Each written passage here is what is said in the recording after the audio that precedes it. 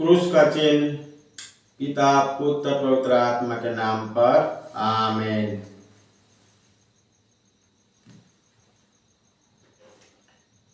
Bible पाठ शनिवार 23 नवंबर 2024।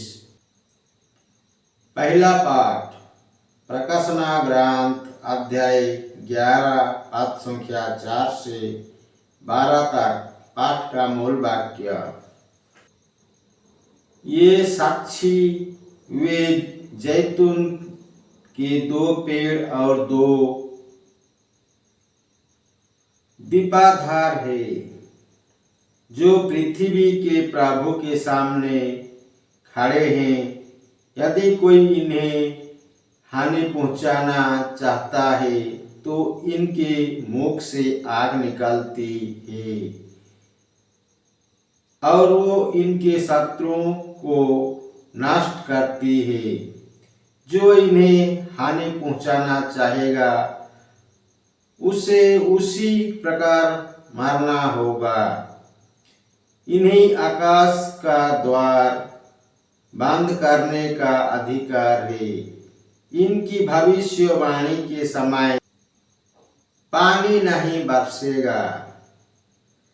इन्हें पानी को रक्त में बदलने का और जब जब चाहे तब तब पृथ्वी पर हर प्रकार की महामारी भेजने का अधिकार है।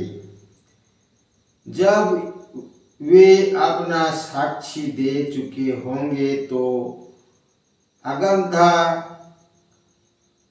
गत्रस से ऊपर उठाने वाला पशु इनसे युद्ध करेगा और इन्हें पराजित कर इनका वध करेगा। इनकी लाशों उस महानगर के चौक में पड़ी रहेगी जो लाक्षणिक भाषा में सोदोम या मिस्र कहलाता है और जहां इनके प्रभु को क्रूस पर आरोपित किया गया था। 3.5 दिनों तक हर प्रजाति, वंश, भाषा और राष्ट्रों के लोग इनकी लाशों देखने आएंगे और इन्हें कब्रों में रखने की अनुमति नहीं देंगे। पृथ्वी के विश्वासी इनके कारण उल्लसित होकर आनंद मनाएंगे और एक दूसरे को उपहार देंगे, क्योंकि ये 2 नबी पृथ्वी के निवासियों को सताया करते थे। किंतु 3.5 दिनों बाद ईश्वर की ओर से इन दोनों में प्राण आए और वे उठ खड़े हुए। तब देखने वालों पर आतंक छा गया। स्वर्ग से एक वाणी इनसे ये कहती हुई सुनाई पड़ी, वहां ऊपर आओ। और वे अपने शत्रुओं के देखते देखते बादलों में स्वर्ग चले गए। यह प्रभु की वाणी है। ईश्वर को धन्यवाद। सुसमाचार। संत लूकास के अनुसार पवित्र सुसमाचार अध्याय 20 पद संख्या 27 से 40 तक। पाठ का मूल वाक्य।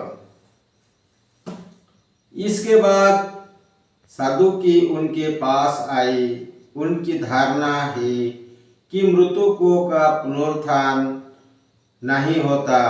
उन्होंने ईसा के सामने ये प्रश्न रखा, गुरुवर, मूसा ने हमारे लिए ये नियम बनाया, यदि किसी का भाई अपने पत्नी के रहते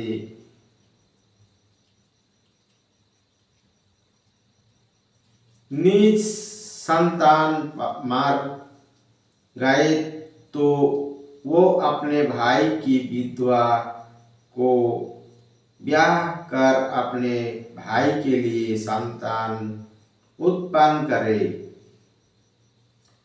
7 भाई थे, पहले ने विवाह किया और वह निसंतान मर गया। दूसरा और तीसरा आदि 7 भाई विधवा को ब्याह कर निसंतान मर गए। अंत में वो स्त्री भी मर गई। अब पुनरुत्थान में वो किसकी पत्नी होगी? वो तो 7 की पत्नी रह चुके हैं। ईसा ने उनसे कहा, इस लोक में पुरुष विवाह करते हैं और स्त्रियों विवाह में दी जाती है, परंतु जो परलोक तथा मृतकों के पुनरुत्थान के योग्य पाए जाते हैं, उन लोगों में ना तो पुरुष विवाह करते और ना स्त्रियों विवाह में दी जाती है। वे फिर कभी नहीं मरते। वे तो स्वर्गदूतों के सदृश होते हैं और पुनरुत्थान की शांति होने के कारण वे ईश्वर की शांति बन जाते हैं। मृतकों का पुनरुत्थान होता है। मूसा ने भी झाड़ी की कथा में इसका संकेत दिया है, जहां वह प्रभु को इब्राहिम का ईश्वर, इसहाक का ईश्वर और याकूब का ईश्वर कहते हैं। वो मृतकों का नहीं, जीवित का ईश्वर है, क्योंकि उसके लिए सभी जीवित हैं। इस पर कुछ शास्त्रियों ने उनसे कहा, गुरुवर, आपने ठीक ही कहा। इसके बाद उन्हें ईसा से और कोई प्रश्न पूछने का साहस नहीं हुआ। यह प्रभु का पवित्र सुसमाचार है। ख्रिस्त की जाए। पिता, पुत्र, पवित्र आत्मा की बड़ाई होवे। जय स्वर्ग में थी, आप है और अनंत काल तक सदा रहेगी। आमीन। यीशु मरिया जोसेफ, यीशु मरिया जोसेफ, यीशु के पवित्र दिल, तेरा राज्य आवे। क्रूस का चिन्ह पिता, पुत्र, पवित्र आत्मा के नाम पर। आमीन।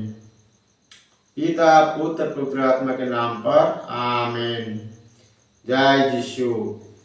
पिता, पुत्र, पवित्र आत्मा के नाम पर। आमीन। जय यीशु।